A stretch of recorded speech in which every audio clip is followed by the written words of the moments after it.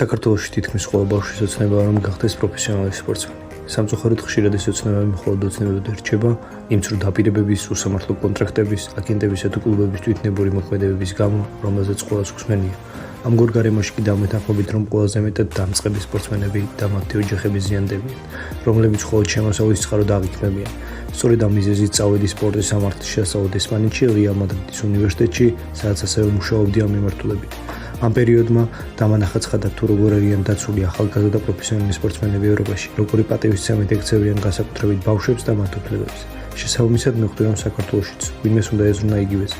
ამიტომ დავაარსებ ექსპორტ ჯორჯია, რომელიც დაგეხმარება დამწყებ და პროფესიონალ სპორტსმენებს, გაიგოთ რა სახისუფლებები გაქვთ და მათი დაცვის რა სამართლებრივი მექანიზმები არსებობს. შესაბამისად თუ საამრავლო გავს საკითხებით იქნებით დაინტერესებული, გთხოვთ მოიწონეთ ეს ვიდეო, გამოიწორეთ გვერდი და გვერდებით რომ ბევრ საინტერესო რაიმეს გაიგებთ სპორტზე, სპორტის სამართალზე და იმ უფლებებზე, რომელიც რეალურად გაგაჩნიათ, მაგრამ ყველა გიმალავთ.